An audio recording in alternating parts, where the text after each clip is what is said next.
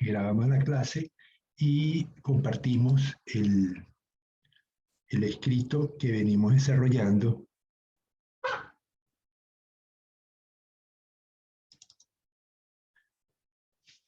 Ok, entonces, la clase pasada estábamos trabajando con el tema agua. El agua, decíamos que las fuentes de suministro podían ser de tres tipos: las del mar, salobre de los estuarios, o dulce que provenía de ríos, lagunas o pozos. Hemos estado conversando sobre las ventajas de cada una. Decíamos que el agua de mar tiene nutrientes naturales, tiene un fito y zooplancton que viene contenido en ella, y por lo tanto puede servir de fuente de alimento donde la coloquemos. Es decir, no tenemos que estar inoculando semillas, sino que ya viene con el fitoplancton y el zooplancton, que constituiría el material base para una comunidad que se desarrolle en un estanque, y permitiría pues producir comida de manera autóctona en el estanque. Eso complementa la comida que vayamos a colocar nosotros luego en base a balanceados. Cuando el cultivo es en tanques o en jaulas, pues esto no tiene mayor posibilidad de desarrollo y por lo tanto no tiene relevancia el fitoplancton y el zooplancton que viene con el agua que colocamos en los tanques, o cuando las jaulas son colocadas en ambiente natural, la densidad de fitoplancton y zooplancton es tan baja que tampoco representa una fuente de alimentación para los organismos que están contenidos en la unidad acuícola. Allí hay que usar balanceado completamente. Otra ventaja que tiene el mar es que mantiene las condiciones físico-químicas requeridas por las especies en cuanto a pH, salinidad, densidad. Las desventajas: cuando usamos agua de mar en unidades acuícolas, el agua se evapora y la salinidad aumenta. Y los niveles contaminantes pueden ser elevados si tenemos una fuente terrenas o cercanas, perdón, al sitio donde tenemos la toma de agua. Esto puede constituir un problema severo, ¿no? Si la toma de agua está cerca de un río, puede afectar el nivel de salinidad, pues puede contener muchos sedimentos o acarrear contaminantes como materia orgánica, fertilizantes o pesticidas. El problema de contaminación de las aguas siempre estará presente. Y por eso ustedes ven, por ejemplo, que los laboratorios de poslarvas, los laboratorios de náuplios, ¿dónde están localizados? De náuplios de camarón, ¿dónde están localizados y por qué están allí? En Ecuador. Están todas en una sola ciudad, o casi la gran mayoría, pues. Joan, ¿se te ocurre? Por todo Manaví, parece. No, laboratorios de náuplios están solamente en un solo sitio. Los de poslarvas sí. Pero justamente lo que quiero preguntarles: ¿por qué están todos allí? O casi todos. Bueno, si Joan no sabe quién, ¿alguien sabe dónde están los laboratorios de náuplios?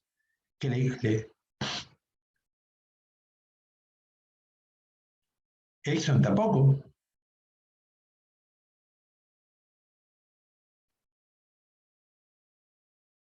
Bueno, miren, están entre Salinas y La Libertad, sobre todo en Salinas. Y la razón a qué atribuyen que estén allí, de esa concentración tan grande, que es gigantesca. Si van allí se van a sorprender. Esos son kilómetros de laboratorio uno tras de otro. Pero ¿por qué están allí tantos? De todas las fases del camarón, ¿cuál es la más susceptible, la más delicada de todas, en cuanto a condiciones físico-químicas del agua?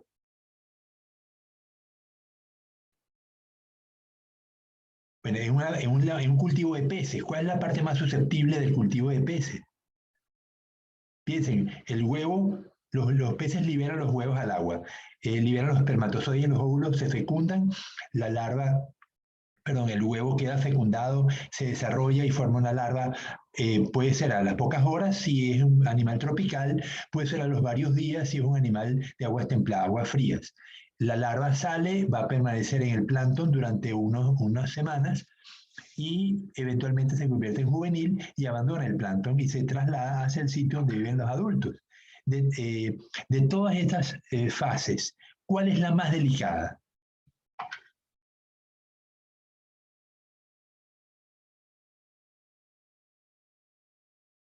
Joan, tírala a pegar. ¿Cuál es la más delicada? Piensa en ti mismo. Cuando eras pequeño, ahora que eres adulto, ¿cuándo eras más susceptible a enfermarte, a caerte, a tener problemas de cualquier tipo? En estado larvario. En estado larvario, claro.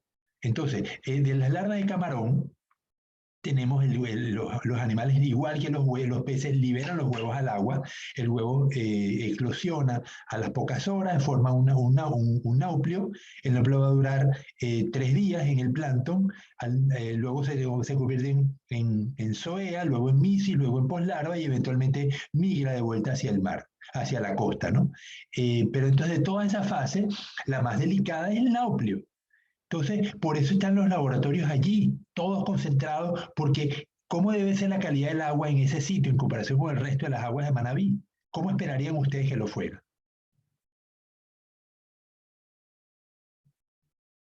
¿Muy buena o muy mala? Coño, le tengo que sacar las cosas con cucharilla. Muy buena. ¿Qué no hay en Salinas? Bueno, comparas Manta con Salinas.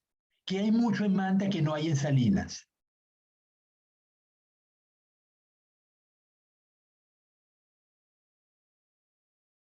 ¿Qué elementos pueden originar contaminación ambiental en Manta? La fábrica sería.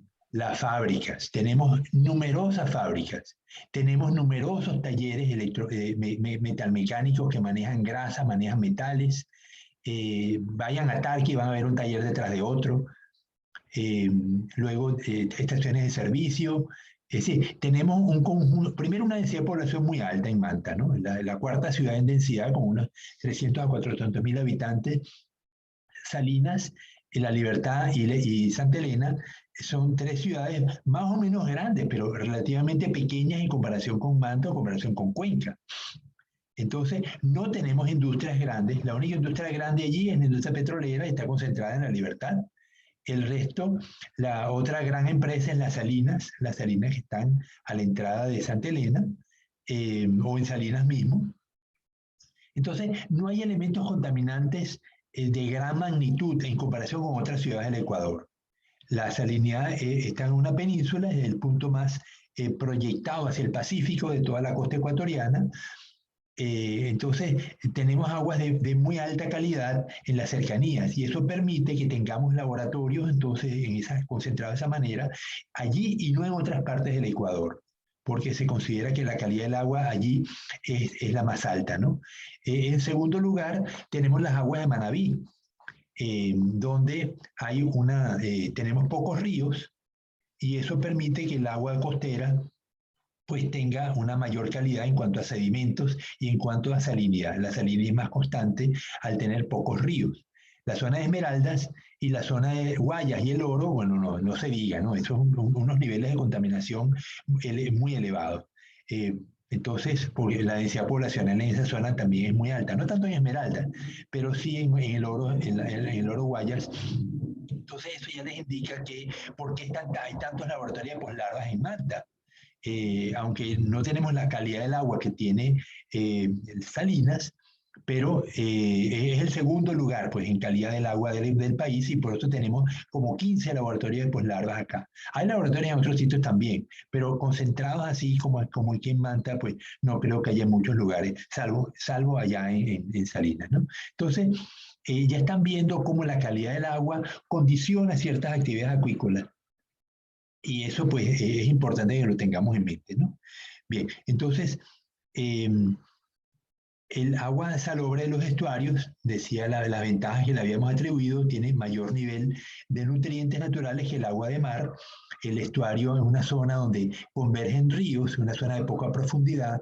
Suele haber manglares, los manglares liberan hojas, liberan frutos, hay animales que viven allí, una gran densidad de animales entre las raíces de mangle.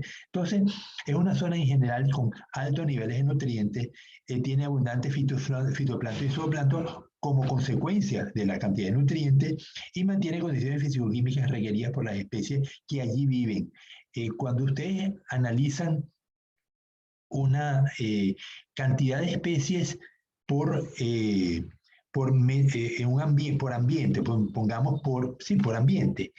Comparamos un río, un estuario y un mar, y la zona costera, van a ver que en el mar hay muchas especies, en el estuario hay pocas y luego en el río hay muchas. Ese descenso del número de especies en los estuarios está asociado con la incapacidad de muchas especies de poder soportar cambios de salinidad. En el río la salinidad es constante, el agua dulce tiene muy poca sal, en el mar la salinidad es muy alta y muy constante, pero en el estuario la salinidad cambia según la época del año. Cambia diariamente con la marea y encima cambia estacionalmente con las lluvias. En el estuario del río Chone, la salinidad cae en la boca, en Bahía, la ciudad de Bahía, la salinidad durante la época de lluvias cae casi a 1 o 2 partes, 2 UPS, mientras que en época de verano la salinidad, pues, ya va un segundo que el decano me está mandando un mensaje.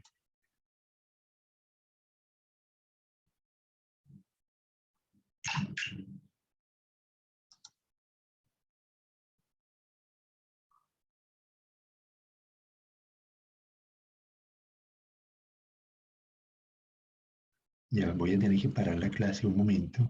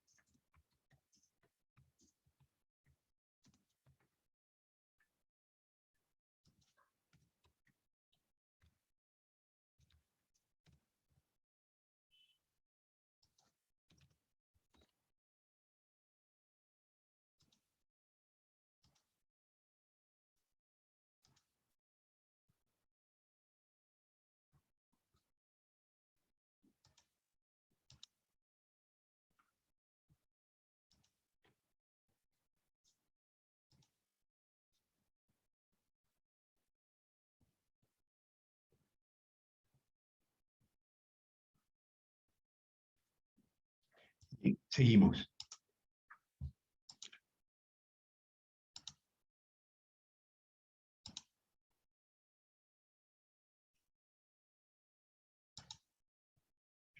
Ok, entonces, entonces decíamos que en los estuarios el número de especies, aunque es grande, cae producto de que muchas especies son incapaces de soportar cambios de salinidad.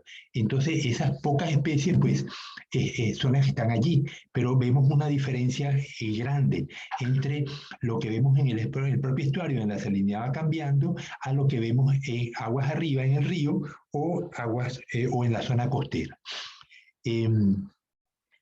Hemos observado que una misma especie distribuida en distintas zonas, en el mar o en un estuario, en los estuarios suelen tener tasas de crecimiento mucho más altas.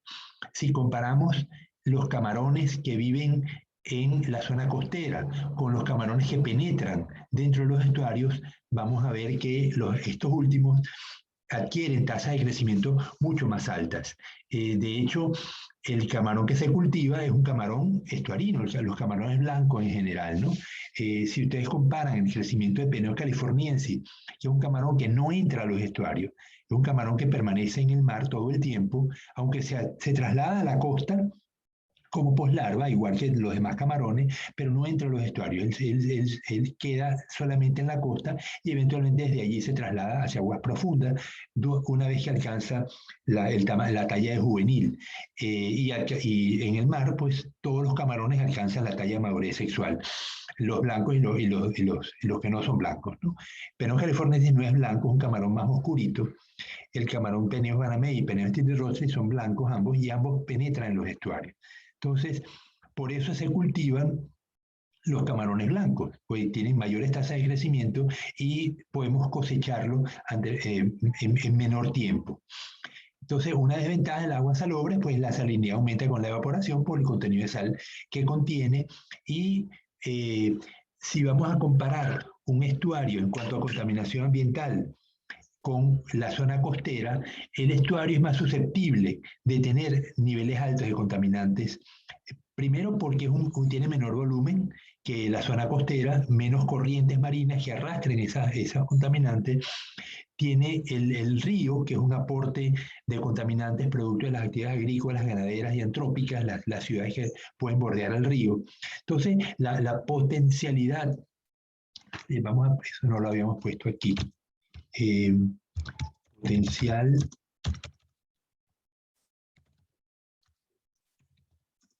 de mayor nivel de contaminantes, aporte de los ríos y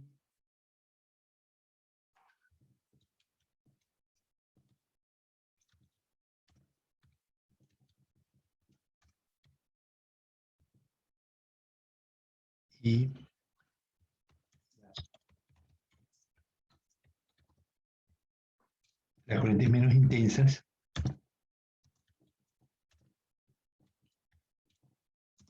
que laven dichos contaminantes. De hecho, contaminantes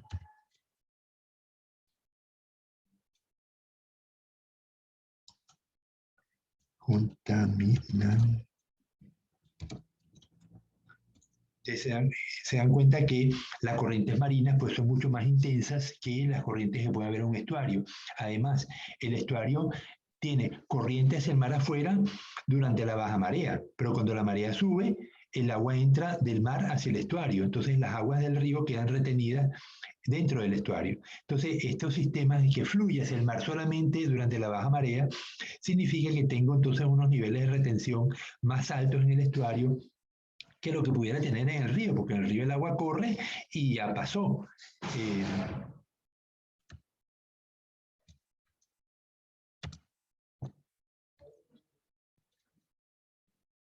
Ok, entonces vamos a ver el agua de los ríos. Habíamos visto que las ventajas que tenían mantienen condiciones fisiológicas requeridas por las especies de agua dulce, pH, dureza, densidad, y no acumulan muchas sales.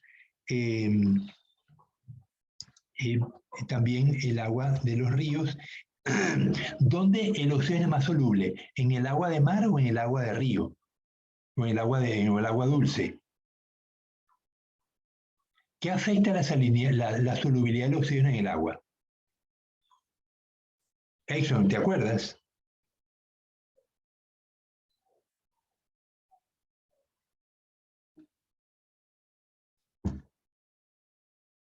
Oye, a ver, piensen,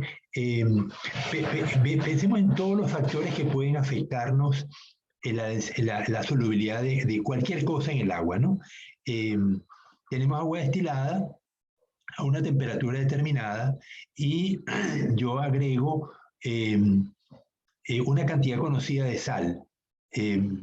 Y voy a ver bajo qué condiciones se me alteran. Tengo un cronómetro, agrego 1 gramo de sal y lo mido, lo bato con una cucharita y veo cuándo la sal se terminó de disolver y la anoto con el cronómetro, ¿no?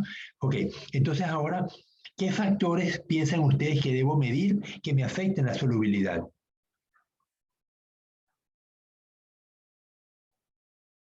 Jocelyn, ¿le sugiere algo? Salinidad. ¿Perdón? Dime. Salinidad. Es que no te entiendo. ¿Salinidad dijiste, Exxon? Sí. Ok, pero tengo agua destilada. ¿Eh? Entonces, si yo tengo al agua destilada le agrego sal y yo mido el tiempo que tarda en disolverse. Agrego una cantidad conocida de sal, 1 gramo. Lo agrego y lo estoy viendo los cristalitos, lo bato con una cucharita y veo que cuánto tarda en disolverse la sal y paro el cronómetro. Ahí tengo una medida entonces de solubilidad. Ahora, ya agregué 1 gramo. Ahora agrego otro gramo. ¿Qué creen ustedes que va a ocurrir? ¿Va a tardar más o va a tardar menos en disolverse el segundo gramo?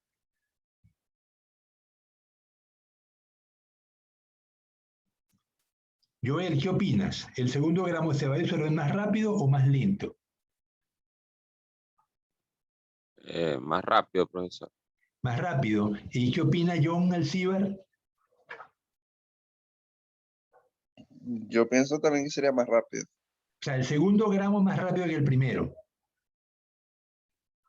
Piensa una cosa, la solubilidad de una sustancia depende de cómo las moléculas de agua interactúan con ella. Entonces, si yo agrego el primer gramo, hay una cantidad de moléculas de agua que se van a asociar a esa sal y ya no van a quedar disponibles para disolver más nada. Entonces, ¿cuándo tengo más agua disponible? Cuando no tengo sal. Cuanto más sal agrego, menos moléculas de agua van a quedar disponibles para disolver la sal que sigue. Porque las moléculas se recubren con moléculas de agua. Puse sal, no puse azúcar, bueno, igual va a pasar con el azúcar, pero la sal es un ion, se ioniza en el agua y eso entonces me atrae más moléculas de agua todavía. Entonces, cuanto más sal agrego, menos moléculas van quedando y eso significa que la solubilidad va a disminuir, o sea, voy a tardar más en disolver el segundo gramo que el primero. Por ese hecho, que cada vez tengo menos moléculas de agua disponibles para disolver la sal que voy agregando. Entonces, la concentración de sal me afecta la solubilidad de las cosas en el agua. Entonces, otro factor, cuando me sirven el café en la mañana, si el café está frío y yo trato de disolver azúcar, o el café está caliente y trato de disolver azúcar, ¿cuándo se disuelve más rápido el azúcar? ¿En agua caliente o en agua fría? En agua caliente, profesor. Ok, si es un sólido, pero con los gases ocurre lo contrario. Cuanto más caliente está un líquido, mírala ahí, detrás del paño gris. Esa es la que tenía Alito ayer y esa es la limpia.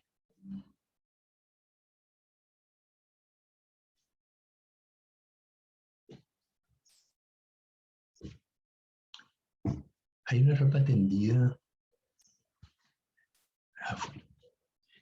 Ok, entonces, con los gases ocurre lo contrario. Cuanto más alta es la temperatura, menor es la solubilidad de los gases. Entonces, por eso es que en un día muy caliente, si estamos en una piscina de cultivo, vamos a ver que los peces tienden a subir a la superficie porque el oxígeno tiene baja concentración y hay que prender los aireadores.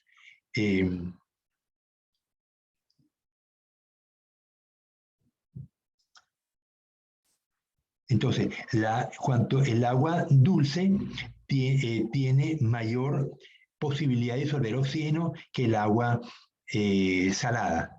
O sea, en el mar la concentración de oxígeno es menor que en un estuario y menor que en un río, a la misma temperatura. Además, los ríos tienen una ventaja de que los niveles... Bueno, pero vamos a poner la solubilidad.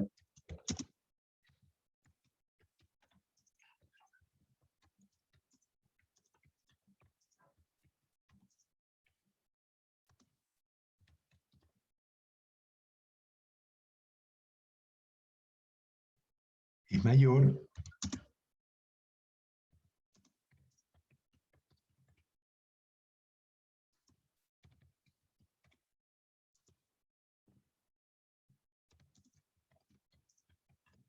La turbulencia de los ríos facilita el mantener niveles de oxígeno más altos.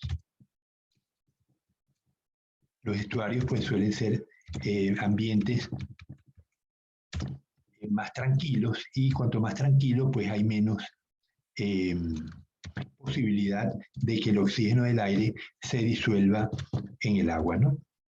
Entonces es una ventaja. Desventajas del agua de los ríos es que, si es que me deja seguir avanzando, pueden contener excesiva cantidad de sedimentos, puede acarrear contaminantes como materia orgánica, fertilizantes o pesticidas. Esto es una realidad. Pues esa misma turbulencia hace que los sedimentos se mantengan en suspensión, mientras que en una zona tranquila, como un estuario, los sedimentos tienden a precipitar, y por eso las aguas en los estuarios los terrenos en los estuarios suelen ser de muy baja granulometría. De hecho, donde viven la concha prieta son ambientes muy fangosos, producto de que son aguas tranquilas y los sedimentos pues precipitan, sobre todo los sedimentos más finos que serían acarreados si fuera un río, pues aquí precipitan porque las aguas son muy tranquilas, ¿no? Entonces, finalmente estamos hablando de lagunas, lagos o embalses, ¿no? Entonces, las ventajas: mantienen las condiciones físico-químicas requeridas por las especies, no se acumulan muchas sales, producto de que son aguas dulces, suelen ser de mejor calidad que la de los ríos, por ahí menor cantidad de sedimentos y menor cantidad de contaminantes. Estamos hablando de embalses. Si son lagunas naturales o lagos, ya la cosa cambia, porque los mismos problemas que afectan al río afectarían también a la laguna natural, ¿no? Lo que pasa es que los embalses que son artificiales, cuando son construidos, los gobiernos pues tienen más cuidado de colocarlos en sitios donde haya menos contaminación, donde haya zonas menos habitantes hacia la parte superior del embalse, de tal manera que no haya mucha actividad de eliminación de bosques. ¿Por qué los bosques son importantes para proteger los embalses?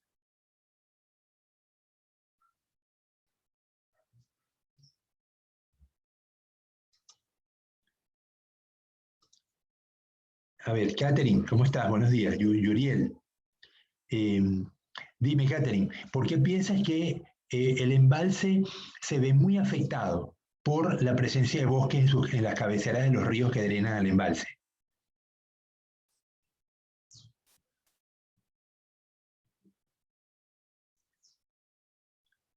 Catherine no quiere abrir el micrófono. Yuriel, ¿la ayudas? A ver, hágame la pregunta otra vez. Ok, tenemos un embalse, el embalse Posaonda o el embalse La Esperanza. Son embalses artificiales.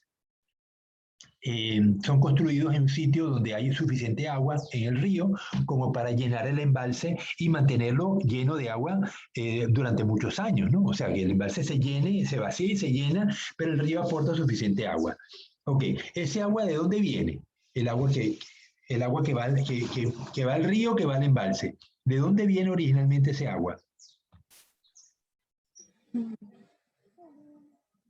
¿De dónde viene todo el agua De la dulce del lluvia. planeta? ¿Cómo? Dime, Yuriel. Cuando llueve también. Ok, el agua de lluvia cae directamente en el embalse, es cierto, pero no es la mayor cantidad de agua no viene directamente de la lluvia. Cuando llueve, el agua cae sobre los árboles. ¿Y de allí qué pasa? Yuriel, ¿qué pasa cuando el agua cae sobre los árboles? Los árboles se... Se mojan. Claro. Y el agua que cae sobre las hojas luego cae, al suelo. Y cae al ahí se suelo. va. Pero la velocidad, Yuriel, ¿la velocidad de caída del agua al suelo es la misma o es menor que la que trae el agua de lluvia? Es la misma. Bueno, piensa, la nube está a lo mejor a varios kilómetros de altura. El agua se condensa y empieza a caer. Entonces, la gota va bajando, ella es atraída por la gravedad de la Tierra y va acelerándose. Entonces tenemos una distancia de varios kilómetros para que ella se acelere. Obviamente ella va chocando con el aire y eso la va retardando.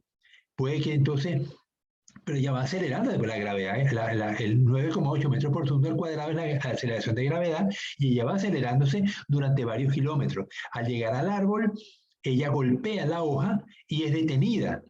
La hoja se moja, pero eventualmente la cantidad de gotas que le caen va a permitir que empiece a escurrir la hoja. Y ahora va a caer de un árbol que tiene 10 metros hasta el suelo. Entonces, la gota de lluvia viene a una velocidad, la gota de la hoja viene a otra velocidad. ¿Cuál es mayor? La de lluvia. La de lluvia. Por lo tanto, si la lluvia pegara directamente en el suelo, o la hoja de la gota de la hoja pega directamente en el suelo, ¿cuál causa más daño mecánico en el suelo? La que tiene más o menos velocidad. La que tiene menos velocidad. Menos velocidad va a causar más daño. Bueno, tú manejas, yo, Ariel. Tú manejas, No, no manejo. pero en tu casa hay carro, o tienes familiares con carro. ¿Cuándo el carro se daña más? ¿Cuando choca a alta velocidad o a baja velocidad?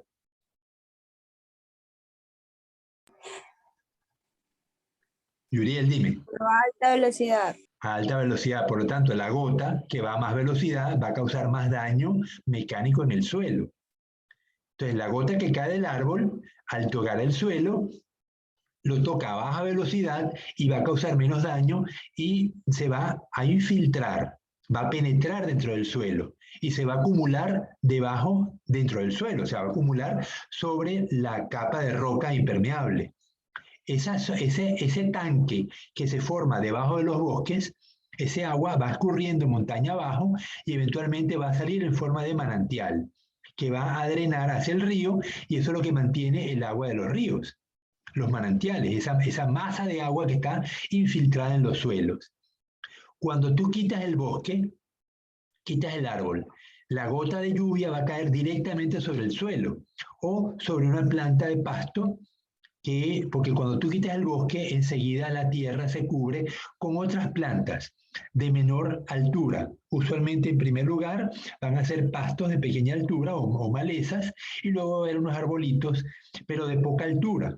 Entonces, la posibilidad de que esos pastos me aguanten la velocidad de la gota de lluvia es menor que la de un árbol. Por lo tanto, el daño mecánico a los suelos cuando quitamos los árboles es muchísimo más alto. Eso significa que las partículas de arcilla, limo y arena van a ser perturbadas por la lluvia y van a drenar hacia los ríos. ¿Qué pasa cuando un embalse empieza a recibir sedimentos en alta concentración? ¿Qué le va a pasar al embalse? Catherine, dime tú.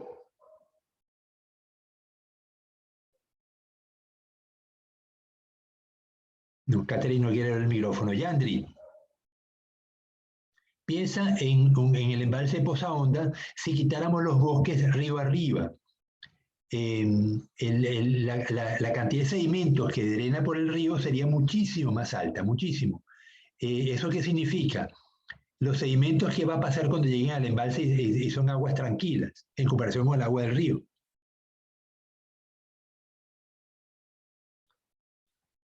Oye, tenemos que avanzar rápido, gente. Por favor, Yandri, abre el micrófono. Profe, habría una contaminación.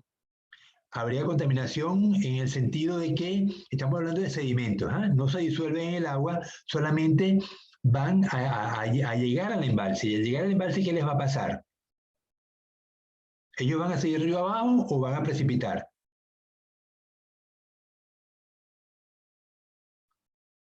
Van a precipitar. Y entonces el embalse se va rellenando. Eventualmente ese embalse va a desaparecer porque se va a rellenar completamente. A no ser que usemos mecanismos mecánicos, usemos sistemas mecánicos para remover los sedimentos del fondo, o sea, dragamos, como hacen por ejemplo con el río Guayas. Para mantener el flujo de barcos entre el océano y la ciudad de Guayaquil, tiene que haber dragas operando con mucha frecuencia para mantener el canal de abastecimiento del río, porque el río Guayas no es muy profundo. Y hay ciertos barcos que no pueden entrar a Guayaquil porque el río no da la profundidad, no les permite penetrar porque tiene un calado muy grande, ¿no? Entonces los barcos más pequeños son los que pueden entrar a Guayaquil y eso significa que está dragando el canal. Eso es muy costoso. En el embalse, pues, eso es tan costoso que usualmente es preferible perder el embalse y hacer un embalse nuevo en otro sitio. Entonces, los lagos, los embalses tienen ese problema de que los sedimentos los suelen afectar y por eso hay que proteger a como de lugar los bosques en la cabecera de los ríos que drenan a los embalses. De lo contrario, vamos a perder la inversión y son inversiones pues de muchos millones de dólares, ¿no? Bien, finalmente vamos con el agua de los pozos. El agua de los pozos, la ventaja... a ver, dígame algunas ventajas del agua de los pozos.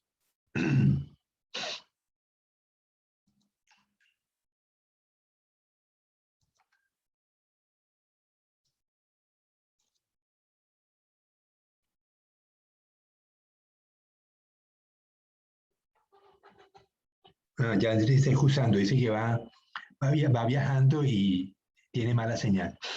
Bien, ya, gracias, Yandri. Entonces, díganme algunos compañeros ventaja del agua de pozo.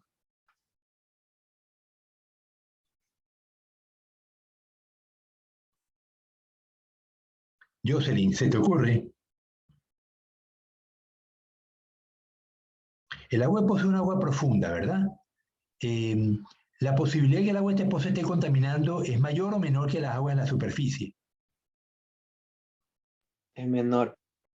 Es menor. Ese agua se infiltró a lo mejor hace muchísimos años, en agua fósil inclusive, tiene miles de años retenida, entonces uno puede esperar que tenga menor número de contaminantes.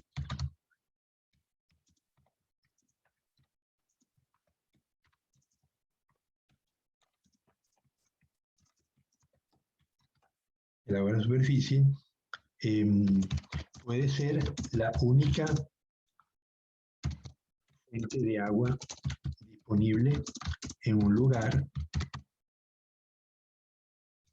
Eso es una tremenda ventaja, ¿no?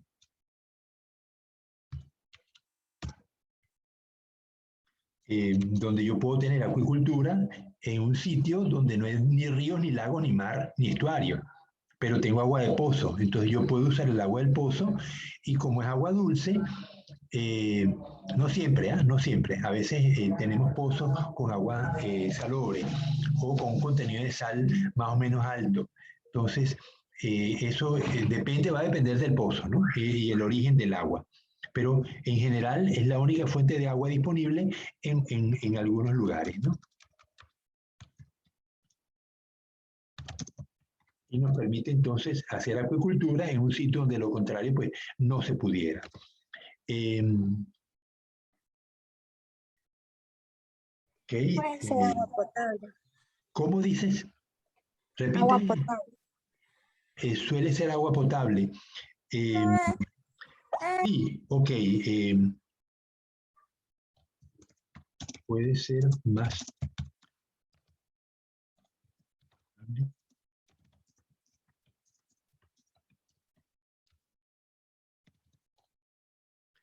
Ok. Bien. Entonces, vamos a desventajas. Una de las mayores desventajas, a ver, si me dicen cuáles pueden ser las desventajas del agua de pozo. Una desventaja importante, por cierto. Se le ocurre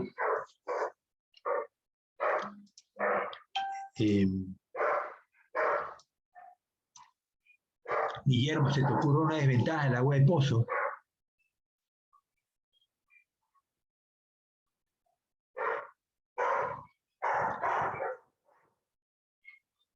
Bien. La mayor es no suelen contener. Sí.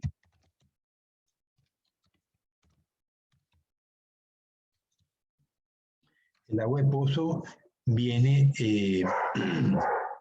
está inmersa en las profundidades de la tierra. Allí no hay oxígeno, no suele haber oxígeno en el aire, por lo tanto, lo poco que había, a lo mejor fue consumido por las bacterias que puede tener, y el agua de pozo pues no tiene oxígeno. Así que no la podemos usar directamente, sino tenemos que darle caída, promover turbulencia para que las moléculas de oxígeno del aire se mezclen con el agua de pozo. Pueden tener sales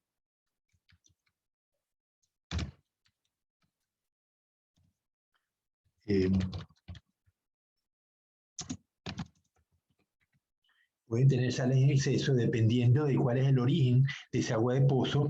El agua de pozo, cuando se infiltró, pues pasó por el suelo y se adquirió, disolvió las sales que estaban en el suelo, entonces es posible que esas sales pues queden allí retenidas. Entonces puede que sea un agua muy limpia o puede que sea un agua con un contenido excesivo de sal. Esto va a depender del pozo.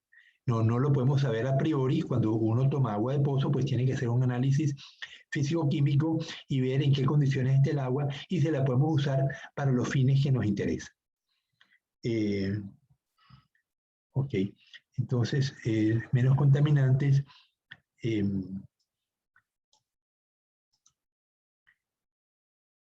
O sea, es un agua más limpia.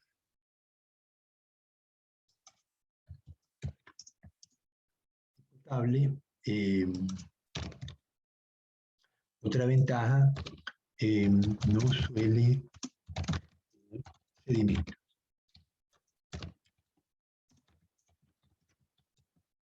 En suspensión. Es decir, es un agua muy limpia, pocos contaminantes, tiene pues muy poco, como estaba retenido durante muchos años, pues los sedimentos se podía ver allí, pues precipitaron. Entonces el agua va a tener una cantidad bajísima, si acaso tiene alguno en sedimentos de suspensión. Bien, entonces, pero tiene sus problemas que no son difíciles de solucionar.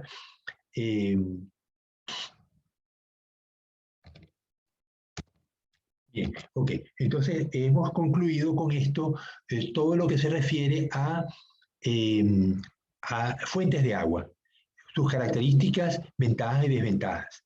Esto es un elemento importante porque del agua depende la acuicultura.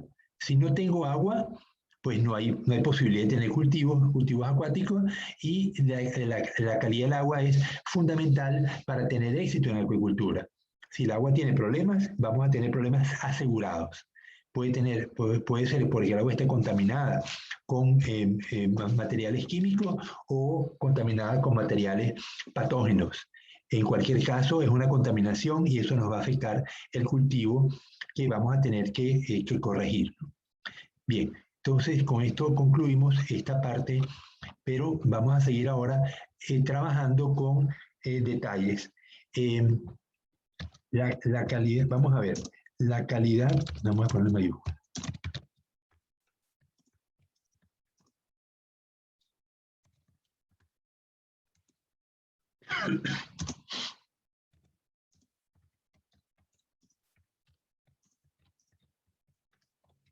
Ok, vamos a describir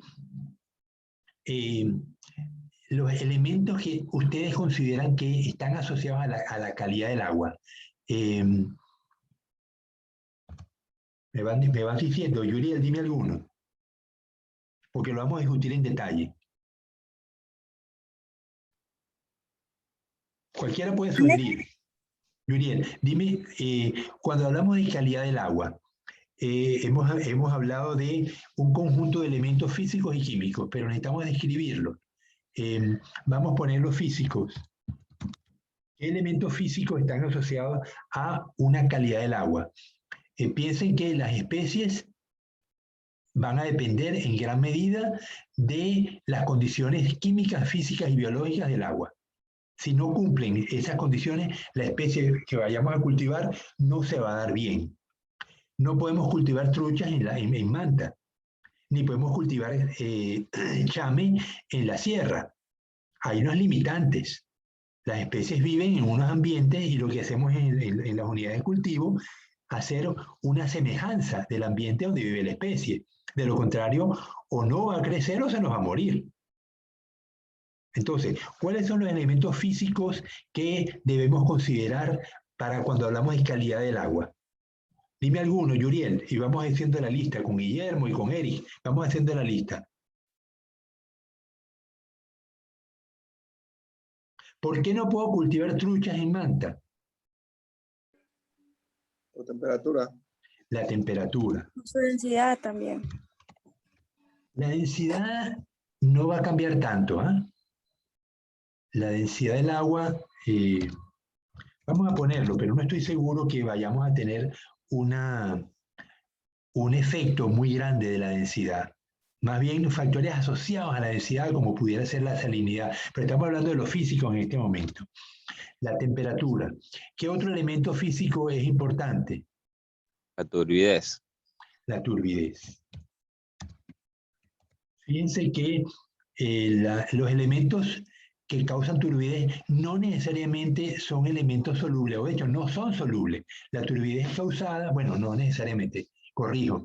Yo puedo tener partículas sólidas en suspensión que me dan turbidez, o también puedo tener sustancias solubles que me dan color al agua, y eso me eleva la turbidez.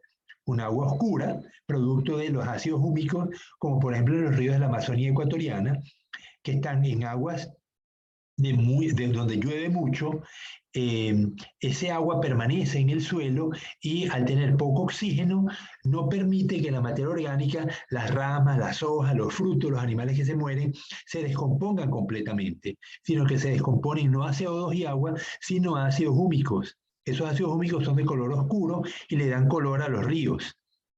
Entonces los ríos en la Amazonía suelen ser de color oscuro, distinto a los ríos que tenemos en la costa, donde la cantidad de sedimentos es mayor y suelen tener color más claro, color más marrón. Bien, entonces tenemos temperatura, densidad, turbidez, color. Vamos a ponerle. ¿Hay algún otro elemento físico? El olor del agua. Perdón, repite.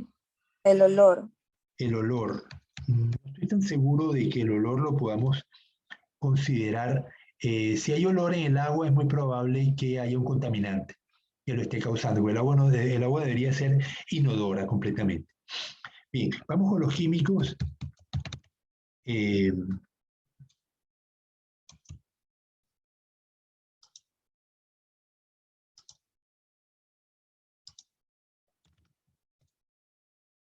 Elementos químicos.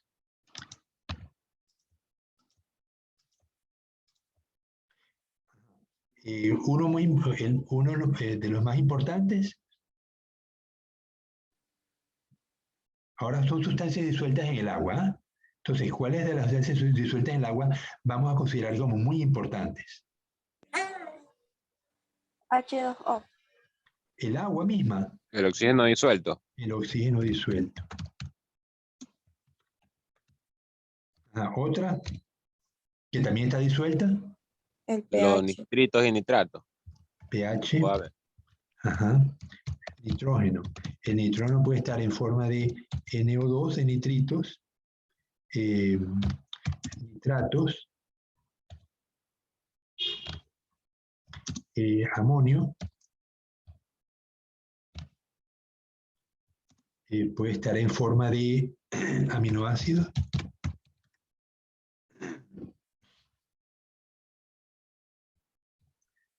Ok. O sea, forma orgánica. Puede haber nitrógeno.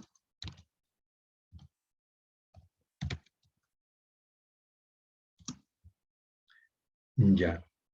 ¿Qué otro elemento? Curioso, no lo ha mencionado. Yo pensé que iba a ser el primero que me iban a mencionar. A ver, Beleida, ¿se te ocurre cuál elemento me falta de los químicos? ¿Por qué no puedo cultivar camotillo en Chone, en el tanque, en el tanque de mi casa, con agua dulce? ¿Dónde vive el camotillo? Beleida, En, dime. en No agua sé. salada. En agua salada, entonces la salinidad es sumamente importante. La salinidad en este caso del cloruro de sodio, pero hay otras sales, el cloruro de potasio, hay carbonato de calcio,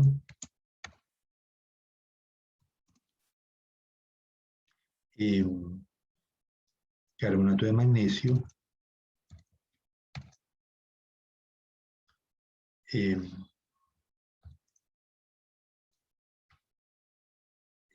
aquí ellos cuando se habla de carbonato de calcio y de magnesio se habla de dureza.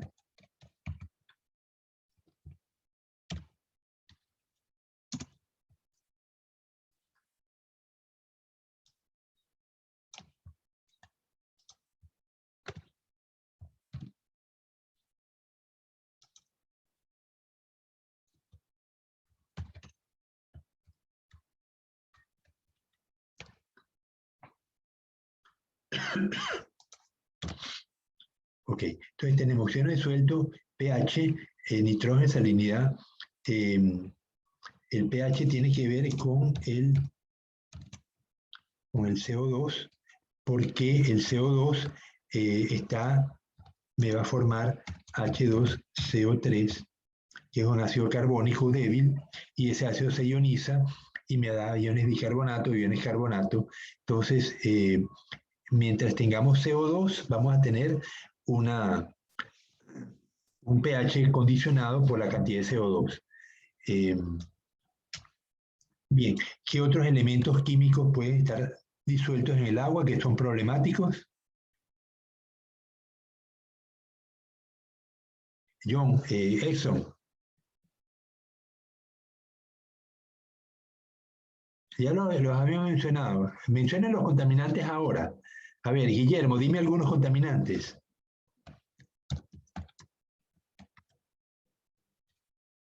Guillermo, dime.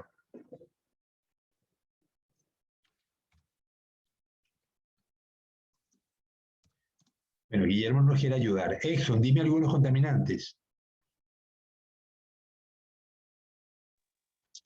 Profe, desecho químico. Pero dime, caracterízalos, porque los desechos químicos es lo mismo que decir contaminante, es muy genérico, vamos a especificarlos. Por ejemplo, si yo tengo un taller mecánico, los talleres mecánicos, ¿cuáles contaminantes van a producir? Taller mecánico de autos, ¿no? hidrocarburos. Va a producir hidrocarburos. Ajá. Los hidrocarburos pueden ser combustibles, como alcanos, o también pueden ser grasas. ¿Qué diferencia tiene la grasa del combustible? Que no es soluble. No, ninguno es soluble en agua, ¿no? Pues los alcanos no son solubles. Pero tenemos que los combustibles son líquidos, las grasas son sólidas. Pero, ¿cuál tiene mayor número de carbono?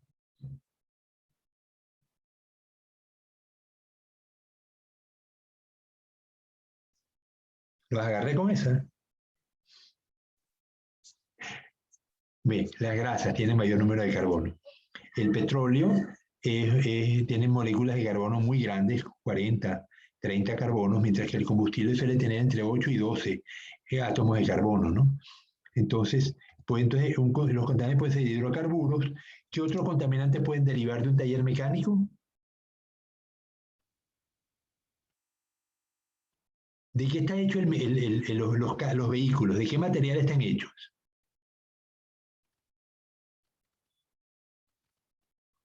De metales, profesor. Ajá, metales. ¿Y qué otra cosa tienen los vehículos? ¿De qué más está hecho el vehículo?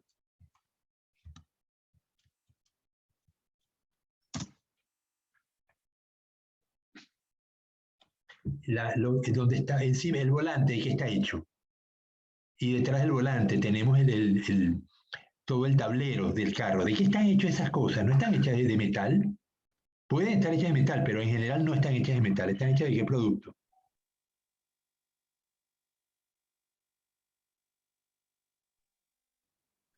De plástico, como las llantas. Plástico, claro.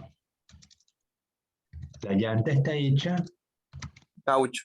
de caucho, que es un producto orgánico. No es un plástico, pero es un producto orgánico que hoy en día pues, se sintetiza.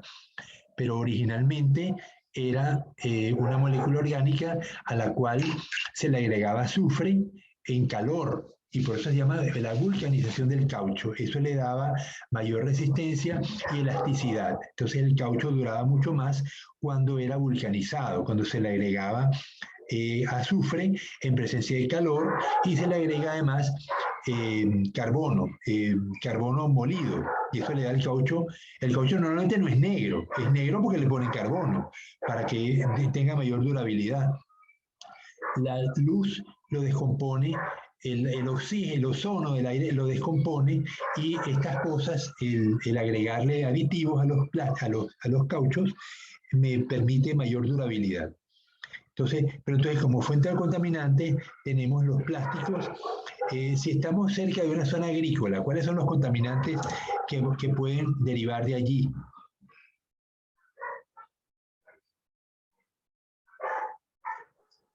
Los pesticidas.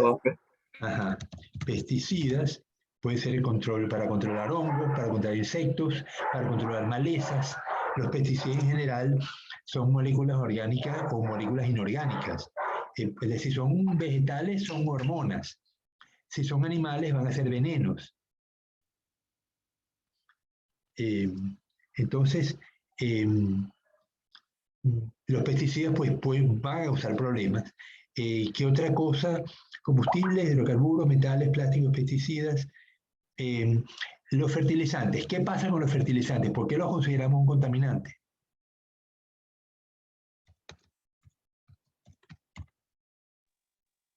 Por los químicos que contienen.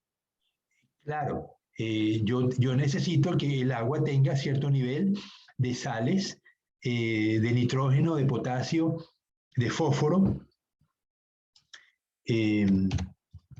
fosfatos, pero si lo tengo en exceso, eso me genera una eutroficación. La eutroficación va a producir una elevación en el número de algas, en la densidad de algas muy grande, y eventualmente puede ser tan grande que durante la noche no haya suficiente oxígeno para mantener toda esa masa vegetal, y lo que ocurre es que el oxígeno desaparece en la columna de agua y todo lo que hay allí pues va a morir. Eso ocurre con mucha frecuencia en embalses con altos niveles de contaminación por fertilizantes. Sobre todo los fertilizantes pueden ser fertilizantes para vegetales, o también podemos tener heces fecales. de granjas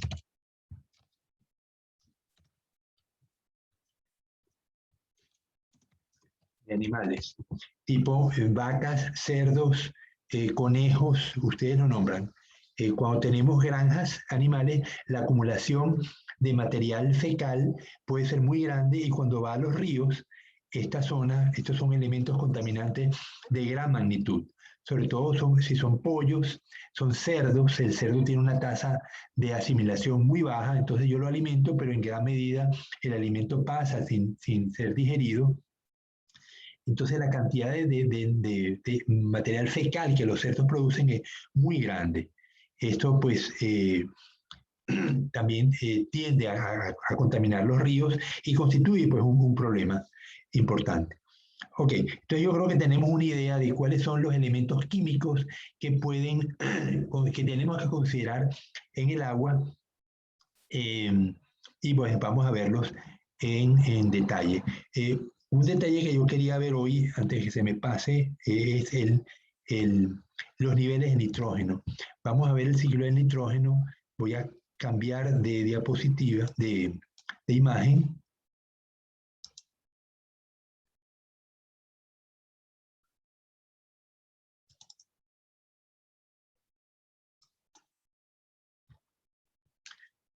Ok, entonces aquí vemos el ciclo de nitrógeno en forma muy breve. ¿De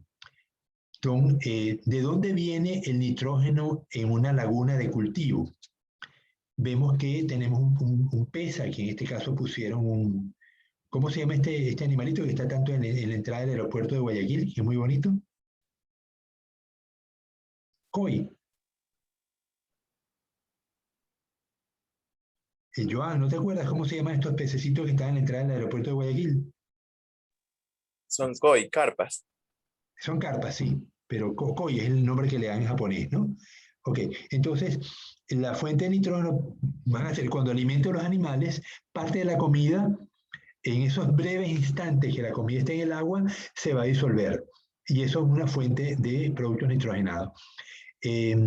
Restos de plantas, cuando las plantas que están en el ambiente se mueren, o cuando los mismos animales se mueren, pues van a liberar productos nitrogenados como consecuencia de la descomposición de las proteínas que constituyen el cuerpo de las plantas y de los animales. Y los excrementos, también las heces fecales van a liberar amoníaco cuando se descompone. Pero me faltó algo importante que no está aquí, es la orina. Estos animales en la orina van a liberar productos nitrogenados porque ese es justamente el papel del riñón, liberar productos nitrogenados que van a ir al agua. Entonces, dependiendo del animal, yo voy a tener que el animal me libera amoníaco o me libera urea o me libera ácido úrico. En el caso de las aves liberan ácido úrico. El ave tiene en la cloaca, mezcla las heces fecales con los productos nitrogenados. Entonces, esa mezcla hace que el excremento de las aves sea muy pastoso, muy líquido en comparación con el excremento de un caballo, de una vaca, de un chivo o en el caso nuestro. Cuando vamos al baño, si tenemos diarrea, más bien una condición inusual. Lo normal es que nosotros producimos un excremento sólido, más sólido, ¿no? Igual que las vacas, igual que los caballos. Pero las aves producen un excremento muy pastoso, muy líquido, porque se mezcla la orina con el elemento sólido del intestino, en la cloaca. Entonces, hay unos organismos que producen amoníaco, otros producen urea. Los mamíferos suelen producir urea, no amoníaco, porque el amoníaco es el elemento más tóxico de todas las formas nitrogenadas, ¿no? Entonces, los animales que están en el agua se pueden dar el lujo de producir amoníaco, porque tienen una cantidad de agua en la cual ese elemento químico se va a disolver. Pero en el caso nuestro, no tenemos esa posibilidad, entonces producimos urea. Esa urea eventualmente se va a transformar en amoníaco. Por eso es que cuando alguien orina en un sitio y la orina se acumula, la orina era originalmente urea, pero esa urea se va a transformar en amoníaco producto de la descomposición bacteriana y es el amoníaco lo que huele muy mal, ¿no? La urea pues no debe oler a nada, pero el amoníaco sí, no hay duda, ¿no? Entonces el amoníaco es transformado por las nitrosomonas, unas bacterias, en nitritos. Los nitritos pues tienen el hidrógeno se es reemplazado por oxígeno y las nitrobacter, otro tipo de bacterias, la transforman en nitratos. Los nitratos permanecen en el agua en solución, son absorbidos por las plantas o, aquí no lo dice, pero lo vamos a ver en el siguiente esquema, que es mucho más completo. Parte del nitrógeno puede ser descompuesto a N2 y se libera a la atmósfera, sale del sistema. Entonces el nitrato es una manera como las plantas absorben los productos nitrogenados. También las plantas pueden captar amoníaco, ¿eh? Ya lo hemos visto en las tesis que hemos hecho con controlando el nitrógeno dentro de los sistemas acuícolas, ¿no? En el caso de dos compañeros de ustedes que se graduaron el año pasado, Fernanda Macías y Brian Moreira. Ellos hicieron la tesis en un sistema acuapónico y controlaban el nitrógeno que producían las tilapias con un biofiltro. El biofiltro transformaba el amoníaco en nitratos y las plantas que estaban cultivando, en este caso lechuga, absorbían el nitrato y eliminaban el nitrógeno del sistema. Y ellos la tesis consistió en determinar cuántos peces debía haber o cuántas plantas tendría haber en el agua para que eliminaran todo el nitrógeno que producían una cierta cantidad de peces. ¿Sí? El acoplamiento planta-animal. Y encontraron que 7 kilos de plantas eliminaban todo el nitrógeno que producían 1 kilo de animal. O sea, 7-1 era la proporción, pero podía variar un poco, entre 5 y 7, pero vemos que la cantidad de plantas es bastante mayor que la cantidad de peces. Bien, veamos entonces ahora un ciclo más completo. Permítame ir al baño un momentito, ya vengo. Mientras tanto, les muestro el esquema que vamos a estudiar enseguida, ¿no? Vean que es bastante más complejo. Ojalá lo pudiera poner completo, pero si lo pongo completo entonces no se ve bien. Ahí lo tienen completo.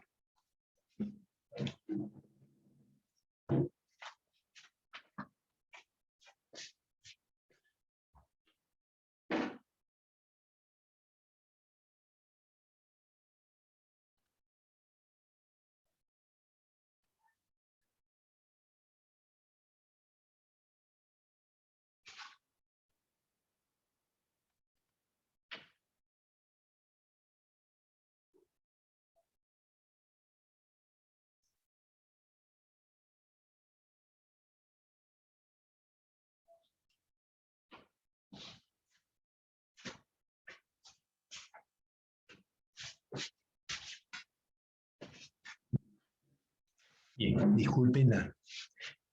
Okay. Entonces, empecemos por la izquierda. El nitrógeno está en la atmósfera, es la fuente fundamental de nitrógeno. ¿Cuál es la composición de nitrógeno? ¿Cuál es la composición del aire en general?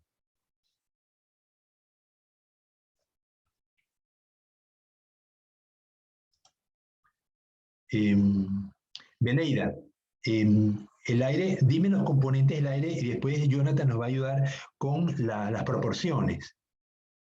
El aire tiene nitrógeno, evidentemente. ¿Qué más tiene el aire?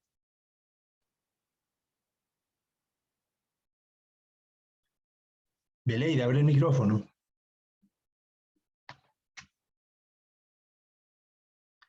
Bueno, Beleida no nos quiere ayudar. A ver, Jonathan. Sí. Tiene nitrógeno, tiene oxígeno, ¿qué más? Hay 3 que están en alta proporción y luego hay otros que están en menor proporción. Falta el tercero en alta proporción, que se usa para soldar. Argón. El argón. Entonces, nitrógeno, oxígeno y argón. ¿En qué proporciones están, Jonathan?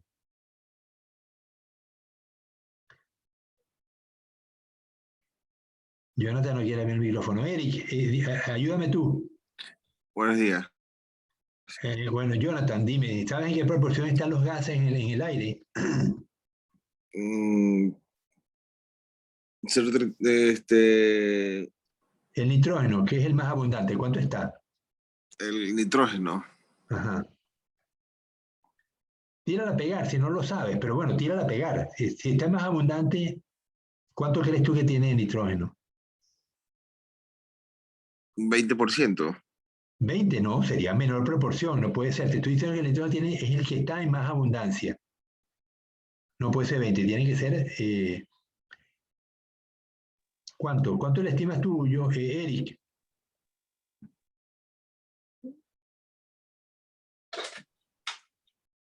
Un 78, un 70%. 70%, ajá. El oxígeno,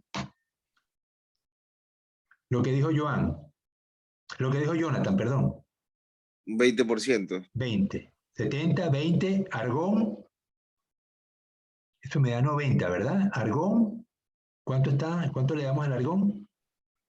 0,30. ¿Cómo? 0,30%. No. No, es el tercer elemento en importancia, ¿eh? Bastante más que eso. Hay otros que están en pequeñísima concentración. El CO2, por ejemplo, 0,05%. El agua puede estar a lo mejor en 1%, pero el argón está en 8%. Entonces tengo 98% explicado por esos tres gases y el 2% por el resto de los gases que quedan, que pueden ser diversos gases, ¿no? Dependiendo de los contaminantes que haya, pero en general el agua, el CO2, ocupan unas proporciones pequeñas.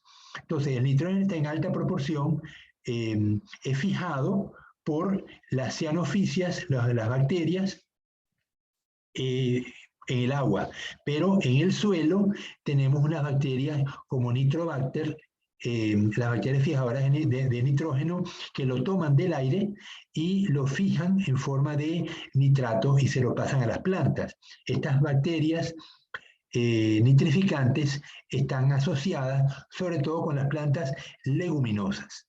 Las leguminosas son el frijol, el árbol de, a ver, algún árbol, que no me voy a hacer los nombres comunes aquí en Ecuador.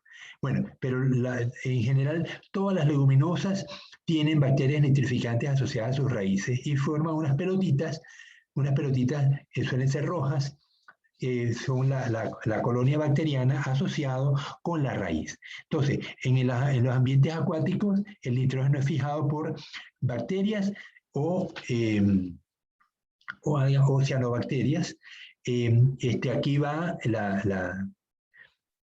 el oxígeno fijado por las bacterias, va a ir en forma va a quedar en forma de nitrato.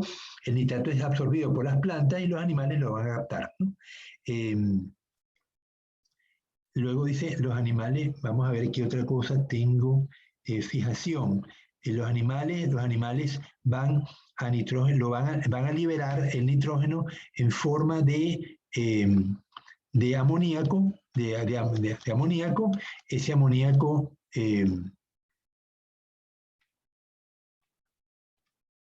¿qué le va a pasar al amoníaco? Los animales excretan en la orina el amoníaco. También hay un nitrógeno orgánico, dice nitrógeno orgánico no vivo. ¿Esto qué es? Estos son derivados de la comida, los elementos solubles de nitrógeno que vienen de la comida, o cuando el animal se descompone, porque se muere, las bacterias lo descomponen, van a producir nitrógeno orgánico no vivo. Fíjense que esto luego va a la descomposición bacteriana, y la descomposición bacteriana pues me va a producir amoníaco también. Entonces, el amoníaco se convierte en hidróxido de amonio, y el hidróxido de amonio va a ser... perdón. Va a ser absorbido de alguna... bueno, el amoníaco no está como tal así en el agua, ¿no? El amoníaco enseguida el agua lo convierte en amonio, en NH4.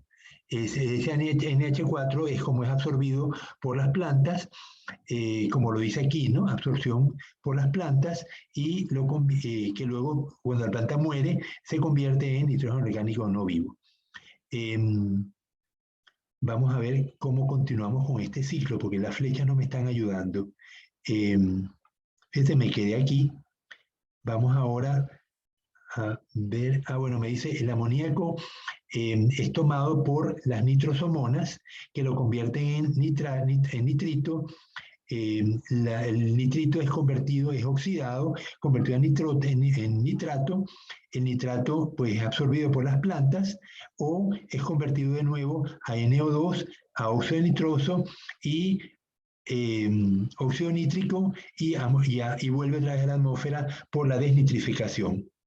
Entonces, vemos que esto completa el ciclo. Entonces vemos que ¿dónde comienza la cosa? Fijación del nitrógeno por parte de la atmósfera por organismos especializados como las bacterias nitrificantes en el suelo o las cianofisias en las aguas. Este material, una vez que está fijado, puede ser consumido directamente. Las algas pueden ser consumidas por los copépodos y a su vez forma parte de la cadena alimenticia por los peces y los animales, pues ya, bueno, esos son los animales, ¿no? Ellos lo van a convertir en nitrógeno orgánico no vivo o se van a descomponer, lo van a excretar en forma de amonio y el amonio pues va a ser convertido en nitritos, nitratos, va a ser absorbido por las plantas y el ciclo continúa. O puede ser eliminado del sistema y pasado a nitrógeno atmosférico. Entonces con esto completamos el ciclo del nitrógeno en los estanques de cultivo. Pero se dan cuenta que son ciclos, ¿no? El nitrógeno puede estar permanentemente dando vueltas en estos ciclos a través de su uso y liberación. En el caso de la tesis de Fernanda y Brian, ellos conseguían que el biofiltro tiene por función servir de el nido bacteriano. Ellos en el biofiltro tenían un tanque sedimentador para eliminar las partículas más grandes, luego las partículas disueltas, que son las cuales las bacterias van a actuar, pasaban a una serie de recipientes con biobolas. Las biobolas eran tapas de cola, tapas de botellas plásticas de cola, o podían ser trocitos de manguera, de tal manera que expusieran la mayor cantidad de superficie posible para que las bacterias se depositen sobre esa superficie y actúen. Entonces el agua va a circular entre las biobolas y los elementos nitrogenados que están contenidos en ellas van a ser absorbidos. Vemos aquí que el nitrógeno entonces amoniacal, que es el que liberan los peces, o el nitrógeno orgánico no vivo, que va a ser descompuesto por la composición por la bacteria y me lo va a transformar en amonio, de tal manera que otras bacterias me las conviertan. Entonces, las nitrosomonas y las nitrobacterias, que son las que tenemos en el biofiltro, me lo convierten a nitrato y las plantas que tenían en el sistema acuapónico me absorbían ese nitrato o el amoníaco también, porque vimos en un ensayo que se hizo con las lechugas, que si uno le ponía a la lechuga sulfato de amonio, al comienzo y 24 ellos colocaban en un recipiente una concentración de sulfato de amonio de solución conocida, porque ellos la prepararon. Luego ponían la lechuga, la iluminaban con luz solar y al día siguiente medían la concentración de sulfato de amonio y veían que había disminuido. Esa disminución me permitía calcular cuál es la tasa de extracción del amonio por parte de las plantas de lechuga. Igual hicieron con el amoníaco, con el nitrato. Ellos colocaban nitrato de potasio en una solución conocida porque la preparaban y a las 24 horas volvían a medir y veían cómo la planta de lechuga de un peso determinado había absorbido parte del nitrato. Entonces se veía que las plantas pueden absorber entonces, tanto nitratos como amonio. habíamos leído que las plantas, cuando son más jóvenes, tienen mayor capacidad de absorción de amonio que cuando son más viejas. Una planta más antigua tiende a captar más nitrato que amonio, y cuando son jóvenes capta más amonio que nitrato. Ok, pero son detalles que se descubrieron durante la investigación y por la literatura también, ¿no? Entonces, lo importante que quiero que ustedes comprendan es que estos son ciclos donde intervienen muchos elementos, pero que lo importante es que haya control. Porque, ¿qué pasa si yo elimino el biofiltro en un sistema de cultivo? Joan, ¿qué va a suceder cuando yo elimino el biofiltro en un sistema artificial como el que tenía Brian y Fernanda? En un sistema abierto como una laguna es distinto, ¿no? Pero en el sistema acuapónico, ¿qué pasa si elimino el biofiltro? Las bacterias van a estar más presentes, podría ser. Más o menos. El biofiltro es un nido de bacterias. Las bacterias van a estar presentes en toda superficie, en las tuberías, en los tanques, en el agua, pero el biofiltro provee una enorme cantidad de superficie, que justamente es para que crezcan las bacterias y estén en mayor contacto con el agua, los compartimientos del biofiltro estaban llenos de biobolas, el agua era forzada a pasar a través de las biobolas. Entonces, de esa manera, nos asegurábamos que el agua estuviera en contacto con la mayor cantidad de bacterias posibles. Pero, ¿qué pasa si lo quito completamente, Joan? Disminuye. ¿Disminuye qué? ¿Qué va a pasar con el nitrógeno? Con el nitrógeno amoniacal, el que están liberando los peces. Aumentarían los niveles de nitritos y nitratos. Aumentarían los niveles de amonio, que es peor. Porque ¿quién me convierte el amonio en nitrato? Las bacterias. Las bacterias. Y al eliminar el biofiltro, eliminé una buena cantidad de bacterias. Siguen quedando bacterias. Recuerden, el tanque tiene paredes, el agua, las tuberías, todo tiene paredes y todo tiene bacterias, pero no tantas como el biofiltro. Entonces, si yo elimino el biofiltro, la cantidad de bacterias que dejo en el ambiente no es suficiente para eliminar el amonio. Y el amonio es lo más tóxico que existe en formas de nitrógeno. El nitrato a ciertas concentraciones es tóxico, pero no tanto, ¿no? Entonces, el biofiltro es esencial. En un ambiente natural, las bacterias pues están en el suelo, en el agua, y tenemos entonces también en un ambiente natural, como una laguna de cultivo, fitoplancton, que me está también absorbiendo el amonio y el nitrato. Entonces, en un ambiente natural, yo tengo que tener niveles de nitrógeno suficientemente altos para que ese fitoplancton se mantenga en una concentración suficientemente alta y me provea de alimento al zooplancton.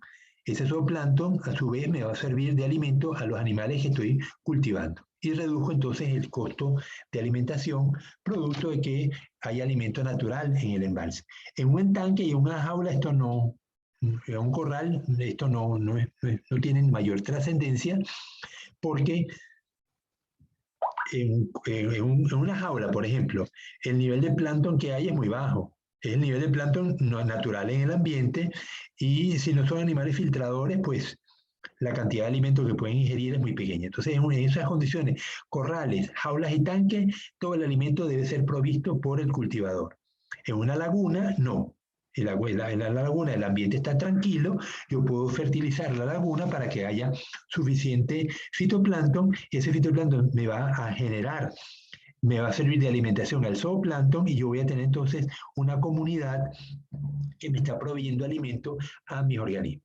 Pero estamos hablando de concentración, de niveles de nitrógeno. Lo que pasa es que en una laguna, ese fitoplancton me absorbe tanto el amonio como el nitrato, además de las bacterias que están en la columna de agua y en el suelo. Bien, ¿hay alguna duda sobre esto, sobre este ciclo? Que ojalá que para el futuro ustedes ya lo tengan claro y se lo puedan dominar esta temática, ¿no? Caterín, Sí, dígame. ¿tienes alguna duda sobre esto?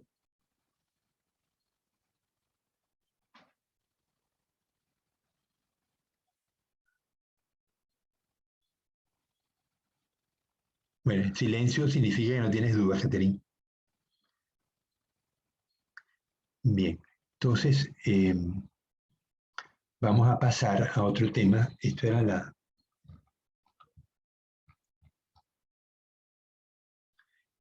ustedes mencionaron uno de los elementos químicos importantes era el pH. Dice, si el pH cambia significativamente puede hacer que los camarones, bueno, en este caso lo tomé de un libro que está hablando de camarones, sufran un shock, se debiliten y dejen de comer.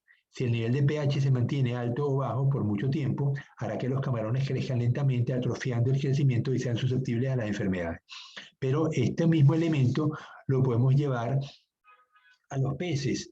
Lo que pasa es que en el caso de los peces son menos susceptibles a los niveles de pH porque aunque el pez también fija carbonato de calcio, ¿no? Porque a fin de cuentas los huesos del pez derivan del carbonato de calcio que se absorbe con la comida y que se absorbe del agua a través de las branquias.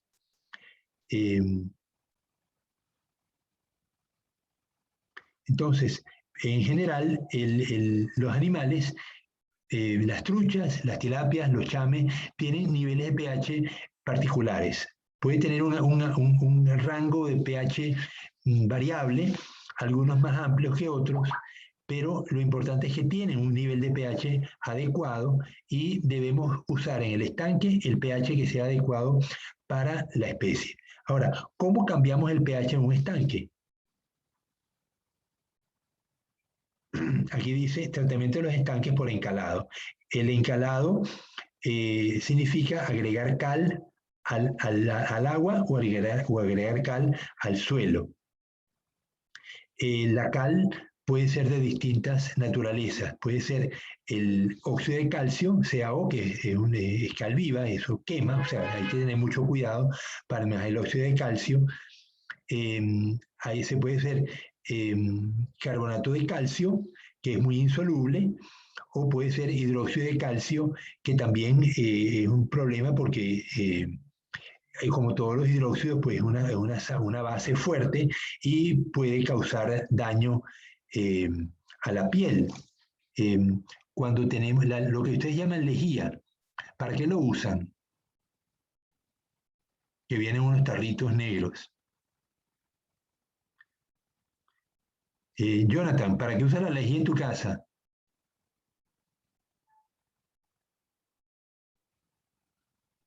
Para desinfectar, ¿no?, los baños Desinfectar los baños.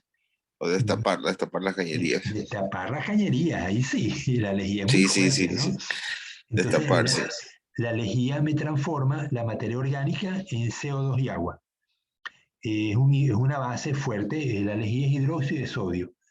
Lo mismo que también lo usamos en el laboratorio comúnmente, es una base muy fuerte. Entonces hay que tener cuidado, no se suelen usar bases tan fuertes para controlar el pH de los suelos. Cuando uno va a trabajar en un estanque, antes de colocar los animales, antes de llenar el estanque, uno mide el pH del suelo. El pH tiene que estar humedecido. Si el suelo no está húmedo, no hay manera, ¿no? Porque el pH es la concentración de ¿qué en el agua?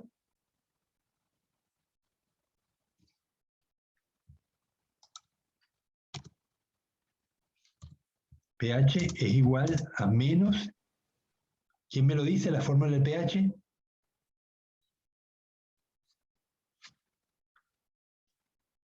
¿Se acuerdan? Joan, ¿no te acuerdas? Cuando vieron química con el profesor Manuel Mendoza.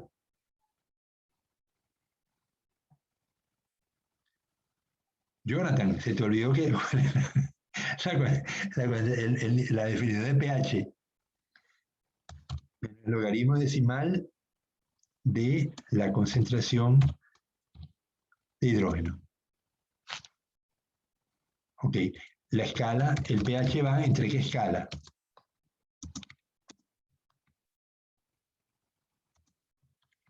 ¿Desde cuánto?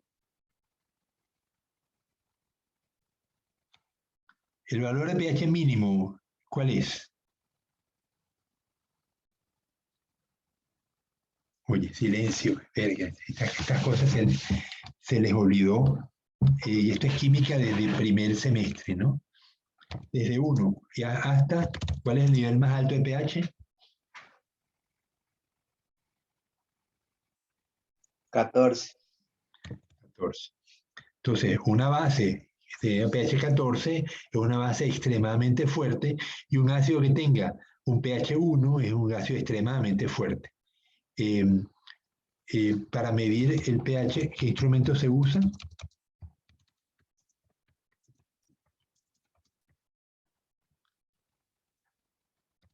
A ver, ¿qué elementos, cómo podemos medir el pH?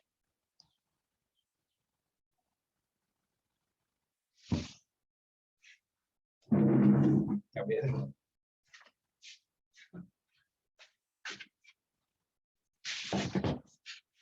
Que me acabo de comprar el instrumento para medir pH, porque justamente,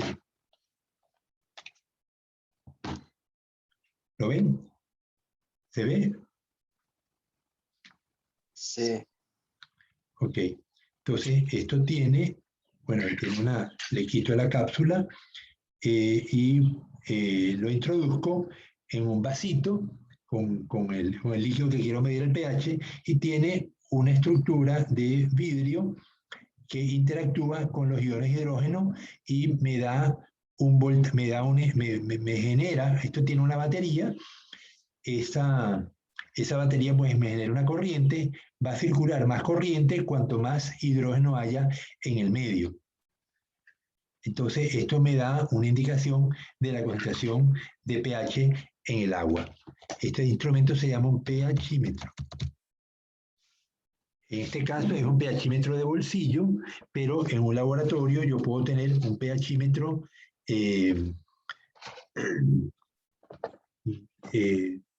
ya de más envergadura. Viene una caja con un sensor que es igual de vidrio, que se introduce en la solución y me da a dar la lectura, ¿no? Entonces el pHímetro de bolsillo se usa para medir pH con un cierto nivel de precisión. El pHímetro de laboratorio pues me da una precisión mayor. Y en el caso de nosotros, de la facultad, los profesores Patricia Castillo y Francisco Navarrete tienen unos pHímetros sumamente precisos que dan a lo mejor milésimas de pH. Ellos usan esto para medir los cambios en los niveles de pH producto de la acumulación de CO2 en el agua, ¿no? Ellos trabajan en acidificación oceánica y usan pues unos instrumentos sumamente precisos que pocos países en el mundo los tienen. Ecuador es uno de los pocos que lo tienen gracias a la gestión de los profesores. Pero otra manera de medir pH, ya no con un instrumento, sino con otra manera más sencilla, ¿lo conocen? Que no les ha tocado trabajar en fincas, ¿no? ¿O han hecho, alguno ha hecho pasantía en alguna finca? Jonathan, ¿ya hice pasantía o todavía no? No, Jonathan, estoy realizando mi pasantía en el laboratorio, se seca. en CSECA, ok. Pero en CSECA van a tener un pHímetro, ahí no van a usar. Pero se puede usar con cintas de papel. La cinta de papel está impregnada con una solución y la solución se secó, o sea, la sustancia química va a reaccionar y te va a dar un color. Si el pH es ácido, te da un color a lo mejor amarillo, si el pH es básico, te da un color rosado. Entonces la cinta va cambiando de color y hay una escala de colores que tú vas a comparar, ¿no? Entonces usualmente las cintas de papel te dan una precisión precisión de 0,5 unidades. Mientras que el pHímetro me puede dar una precisión de 0,1 o 0,01. La cinta de papel pues me da esta precisión de 0,5 unidades. También podemos tener soluciones que ofrecen color. Entonces yo puedo tener el agua, tomo una gota de agua, la agrego en un tubo de ensayo con una solución, y esa solución va a reaccionar y me va a dar un color determinado. O tengo al revés, la muestra de agua, un tubo de ensayo, le agrego una gota de la sustancia coloreada y me va a dar un color, y comparo entonces con una escala de colores, pero usualmente el nivel de precisión es igual 0,5 unidades. Más de allí pues no se puede, pero a lo mejor es suficiente para poder tomar decisiones sobre si las condiciones de la laguna de cultivo están en buena situación o no. Entonces, tenemos la definición de pH, la escala, instrumentos que se usan para medir y maneras de controlar el pH.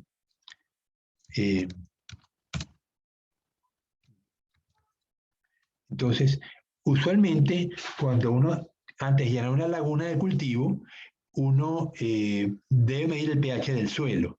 Si el pH es, si la especie que vamos a cultivar tiene un intervalo de pH entre 6 y 7, pongamos una especie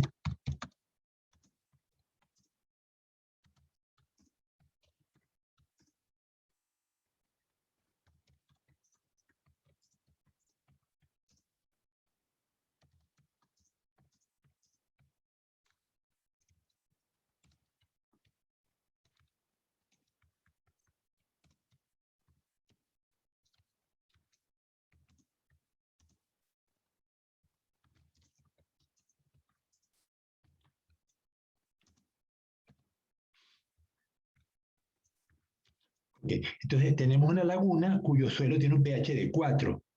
¿Qué podemos hacer en este caso?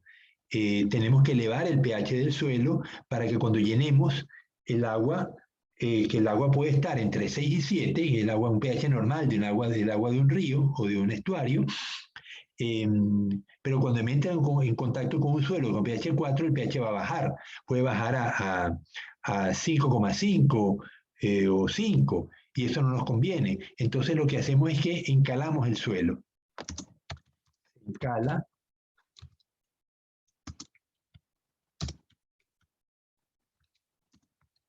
con sales de calcio.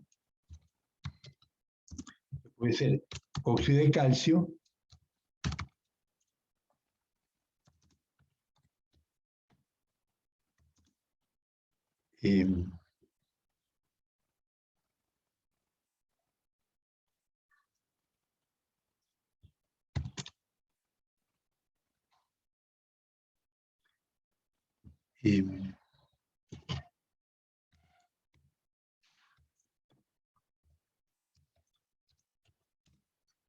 bicarbonato de calcio.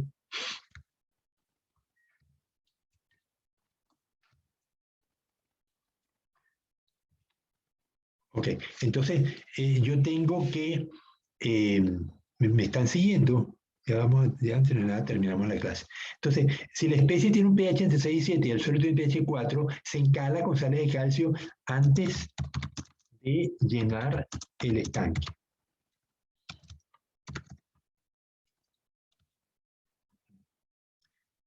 Entonces, ahí, en la próxima clase, que lo tenemos el día jueves, vamos a ver cómo calcular la cantidad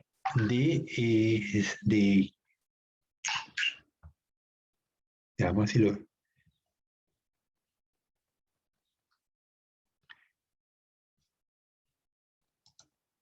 la cantidad de carbonato de calcio o la cantidad de calcio que tenemos que agregar para controlar el nivel de pH. Entonces, eso lo vamos a ver el día jueves. Ahorita pues no me da tiempo. Pero lo importante es que hay que encalar. Se encala el suelo en una cantidad apropiada, se mezcla con palas y una vez que se deja unos días allí, que la sal el cal que acabamos de agregar reaccione, entonces llenamos el estanque y nos podemos asegurar que el pH que va a haber en el agua es el adecuado.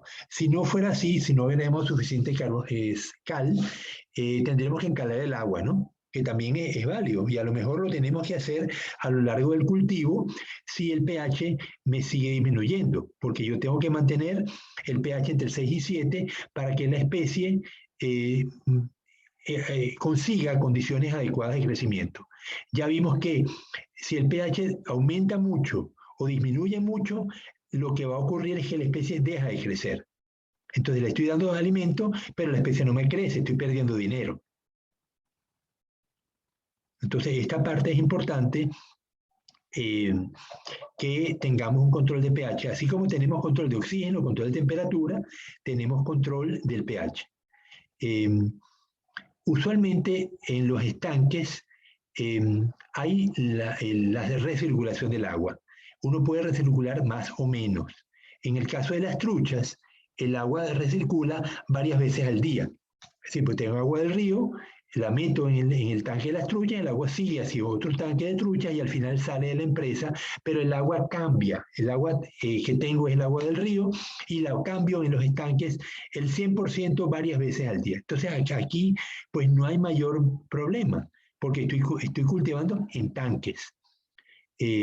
Cuando tengo problemas con el pH es cuando tengo los estanques, que es agua estancada, que va a permanecer mucho tiempo.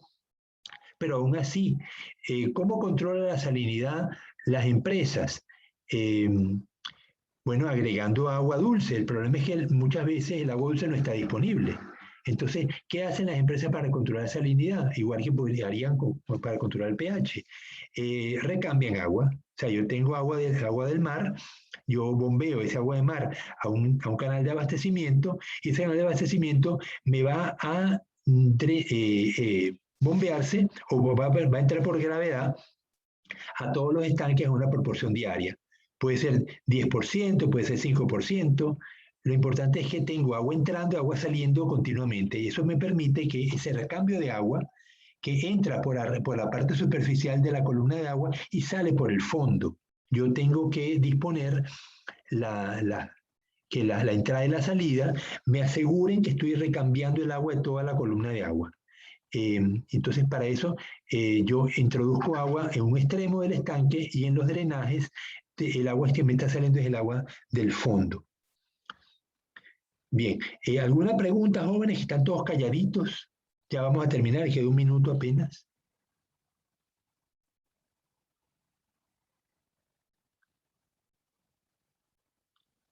Bien, fíjense, necesitamos tener 2 calificaciones adicionales. Ustedes ya me hicieron el deber de...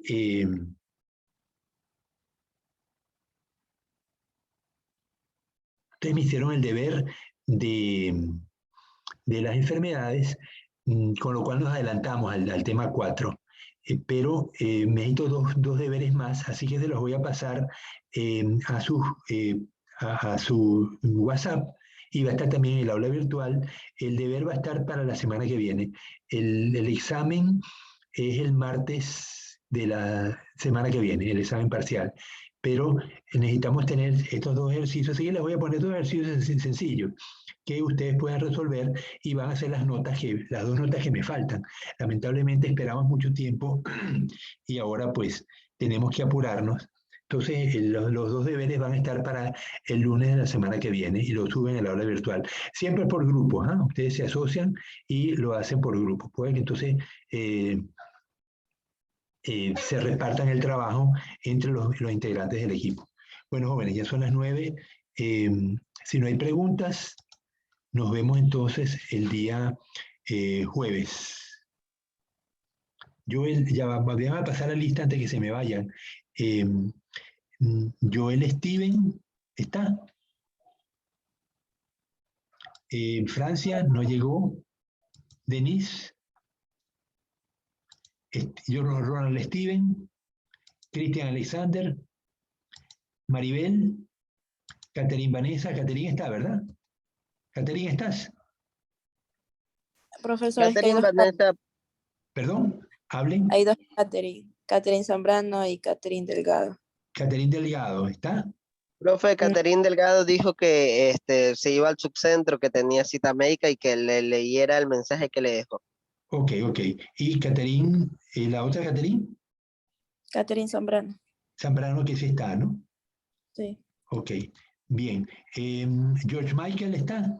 Belis. Ronald Alberto Rosado. Beleida sí está. Irina no está, no ha estado en mucho tiempo, ¿no? Miguel Ángel Mendoza. Eric Steven Mendoza. Eric está, ¿verdad?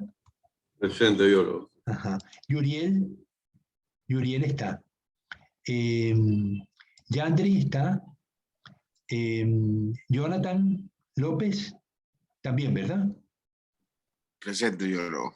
Está con el perro. Nerú no lo he visto. Sí, presente. Brian Delgado. Luis Joel Delgado. Presente, biólogo. Ajá. Delgado. ¿Y Maribel? ¿Está o no está? No la vi la foto. Bueno, Cristian Cedeño no está. Y Ronald Briones tampoco. Jocelyn Denise Barreto. Y Francia no está. Ok. Joel Steven Anchundia. Joel, ¿tú no estás? Presente. Ah, por eso decía yo, pero sí, claro que está. Bueno, ok. Entonces terminamos, señores. Nos vemos hasta el jueves que viene.